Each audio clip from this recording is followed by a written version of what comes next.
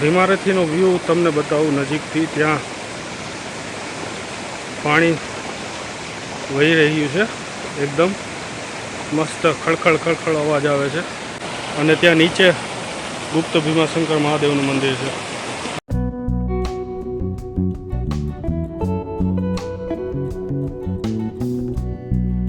प्रशांत भाई का भी खुद का चैनल है, यात्रा प्रशांत सेठी करके है।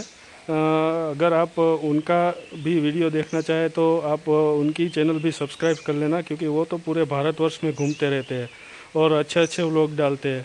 तो इनका भी ये यात्रा प्रशांत सेठी करके एक चैनल है, उसको सब्सक्राइब कर लेना और आपको अच्छे अच्छे मंदिर के व्लॉग दिखने को मिलेंगे।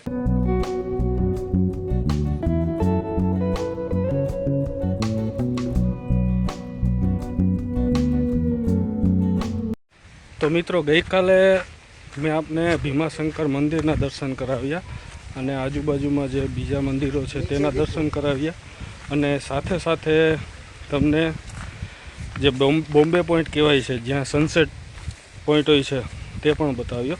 અને હવે અત્યારે અમે જઈએ છીએ ગુપ્ત ભીમાશંકરે। એમ કહેવાય છે કે ભીમાશંકરના તમે દર્શન કર્યા પણ ગુપ્ત ભીમાશંકરના દર્શન ન કરો તો એ યાત્રા તમારી અધૂરી કહેવાય છે।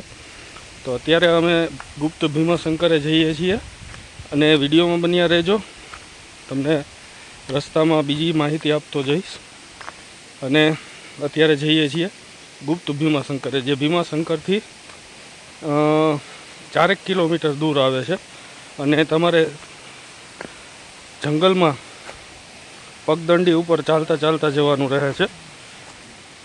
તો ચાલો આપણે જઈએ ગુપ્ત ભીમાશંકરે।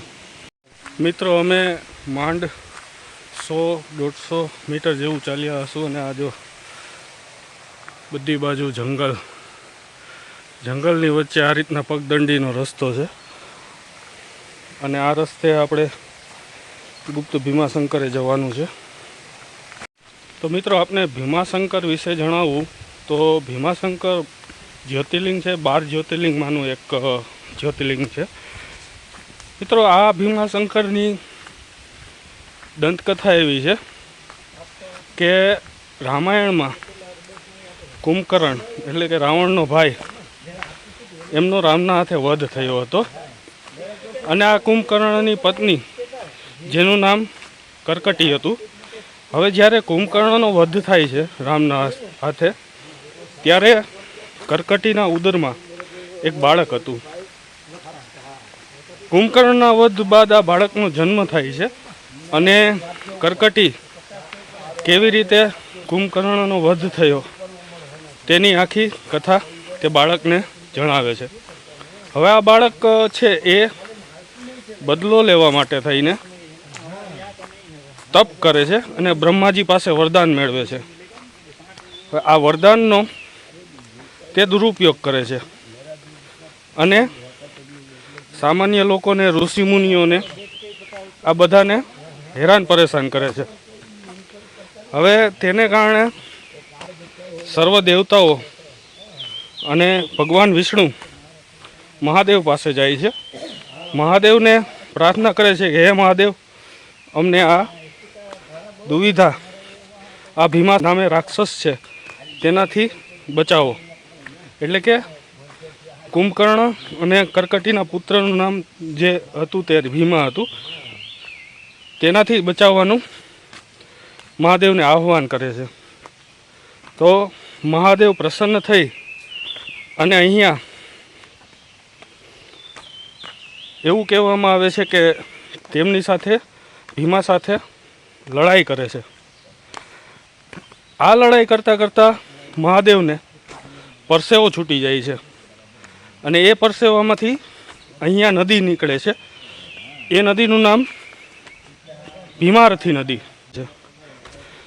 અને મિત્રો, ભગવાન શંકર જ્યારે, મહાદેવ જ્યારે યુદ્ધમાં વિજય બને છે અને ભીમા રાક્ષસને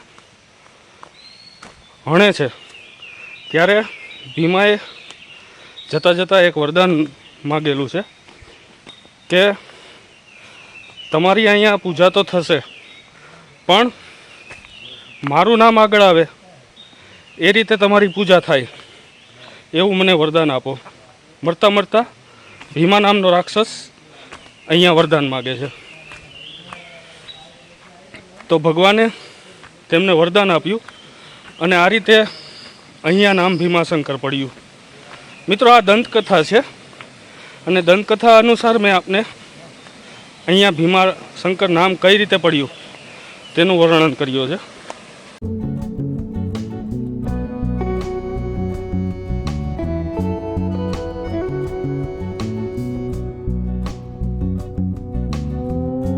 મિત્રો, જ્યારે તમે ગુપ્ત ભીમાશંકરે કે અંજનેય માતાજીના મંદિરે જાઓ ને ત્યારે મારી એક સલાહ છે કે તમે કોઈ લોકલ વ્યક્તિને સાથે રાખજો, જેથી કરીને આપ જંગલમાં ક્યાંય અટવાઈ ન જાઓ અને જરૂર પડે તો તે લોકલ વ્યક્તિ તમારી મદદ કરી શકે. અને હું આ વિડીયોમાં જે કાકા છે અમારી સાથે આવે છે તેના નંબર તમને વિડીયોમાં નાખી દઈશ. તમે એમને કોલ કરીને આવી શકશો. અને કાકાનો સ્વભાવ અત્યંત સરળ છે. કોઈ પણ પ્રકારના પૈસાની આશા વગર પ્રેમથી તમને દરેક જગ્યાએ ફેરવશે. તો મિત્રો, તમે ભીમાશંકર મંદિરે દર્શન કરવા આવો ત્યારે ભીમાશંકર જે મંદિર છે તેમની પટાંગણમાં ગોરક્ષનાથજીનું મંદિર છે. સાથે સાથે આજુબાજુમાં રામ મંદિર છે, યક્ષદેવનું પણ મંદિર છે અને આગળ જતા કળમજા દેવીનું પણ મંદિર છે, સાથે હનુમાનજીનું પણ મંદિર છે. આ બધાના પણ દર્શન કરજો અને ગુપ્ત ભીમાશંકરના પણ દર્શન કરજો. તો તમે ભીમાશંકર આવો તો ઓછામાં ઓછા તમારે 2 થી 3 દિવસની અહીંયા રોકાણ થાય તે રીતે આવવું પડશે. અને આ જે બધા મંદિરો છે તેના દર્શનનો તમને લાવો મળશે. તો આ રીતના તમે પ્લાન કરીને આવજો. જ્યારે પણ આવો ત્યારે ભીમાશંકર આવો ત્યારે આ રીતના તમે પ્લાન કરીને આવજો, એટલે તમને આરામથી દર્શન થશે.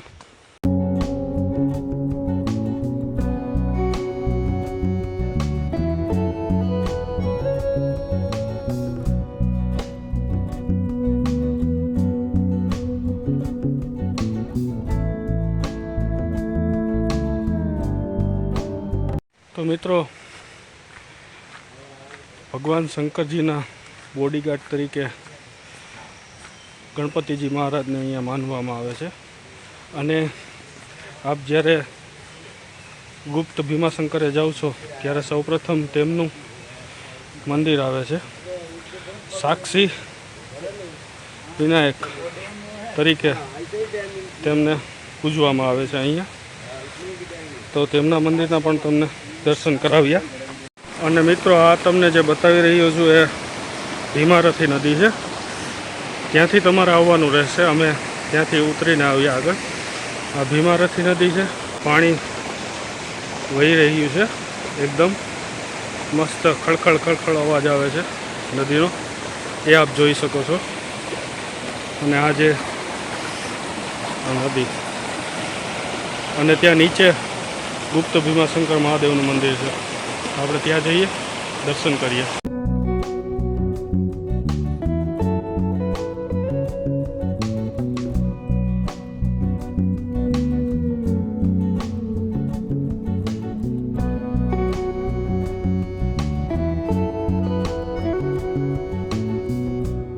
તો મિત્રો, તમને ગુપ્ત ભીમાશંકરના દર્શન કરાવ્યા.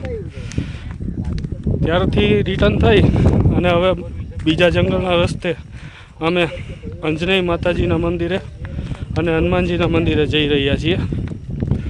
મિત્રો, જર્નીમાં બન્યા રહ્યો અને તમને 1 by 1 અંજનેય માતાજીના મંદિરે, હનુમાનજીના મંદિરે જતાં જતાં રસ્તામાં શું શું આવે છે તેના પણ એક દર્શન કરાવીશ, ઝાંખી કરાવીશ. અહીંયા ફરવાલાયક સ્થળ ક્યાં ક્યાં છે તેના પણ હું ઝાંખી કરાવીશ.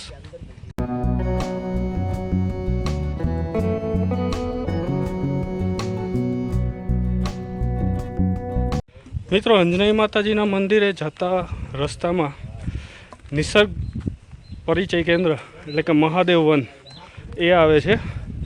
ભીમાશંકર મંદિરથી બીજા રસ્તે માત્ર 100 મીટર આપ અંદર ચાલશો એટલે મહાદેવ વન આવી જશે, જ્યાં નેચરને પરિચય કરાવતી એક અહીંયા બનાવવામાં આવેલું છે.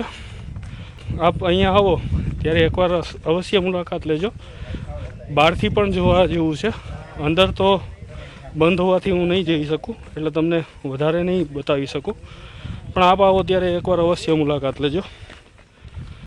મિત્રો, અંજનેય માતાજીના મંદિરે જવા માટે આપને ઓછામાં ઓછા 2 કિલોમીટરની આસપાસ પગદંડી વાળો રસ્તે જવું પડશે અને ક્યાંય ચઢાણ ઉતાર નથી, એકદમ પગદંડી વાળો રસ્તો છે અને ચાલવાનું મજા આવે એવો રસ્તો છે, પણ 2 કિલોમીટરની આસપાસ તમારે ચાલવું પડે એવો રસ્તો છે. તો મિત્રો, અત્યારે આપ મારી પાછળ જોઈ શકો છો કે જંગલની મધ્યે અહીંયા આવેલું મંદિર છે, રોકડા હનુમાનજી મંદિર છે, અને થોડી વારમાં રોકડા હનુમાનજી મંદિરના પણ તમને દર્શન કરાવું. મિત્રો, જે રોકડા હનુમાનજી મંદિર છે અહીંયા જંગલની મધ્યે, ત્યાંની વચ્ચે આ એક કુંડ આવેલો છે, એ આપ જોઈ શકો છો. અહીંયા કુંડ છે.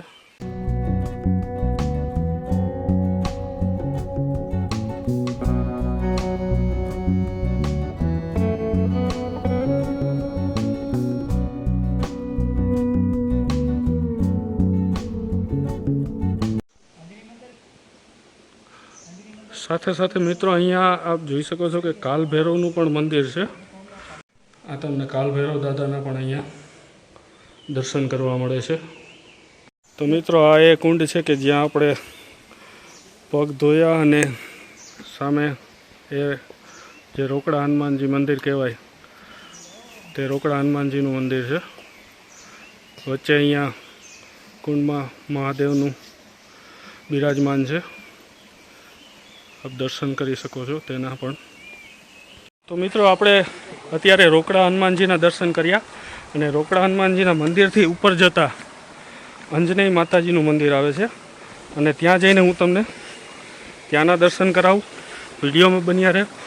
થોડું ચઢાણ છે એટલે વાર લાગશે, પણ તમને દર્શન કરાવું અંજનેય માતાજીના મંદિરના.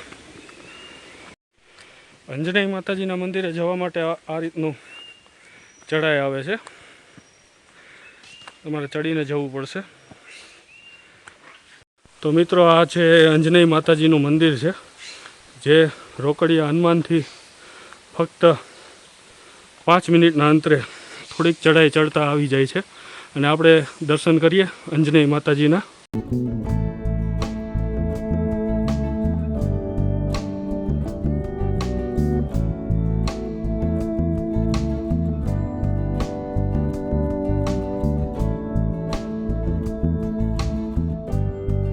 તો મિત્રો, અત્યારે તમને મેં હનુમાનજી મહારાજ, રોકડા હનુમાનજી મહારાજના નામે બિરાજમાન છે તેમના અને અંજનેય માતાજીના દર્શન કરાવ્યા, જે ભીમાશંકરથી જવાય છે.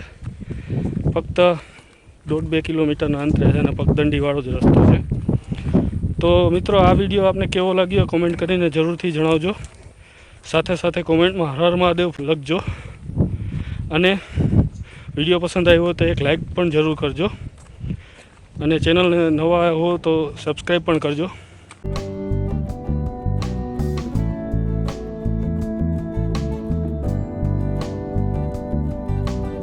મિત્રો, આ ભીમાશંકર જવાના રસ્તે અમે જ્યારે રિટર્ન થઈએ છીએ ત્યારે ડેમનો એક વ્યૂ આપને બતાવું. બહુ મસ્ત એવો કહી શકાય એવો સિનિક વ્યૂ આવે છે અહીંયા, અને અહીંયા આપ પર્સનલ ગાડી લઈને આવેલા હો તો અહીંયા તમે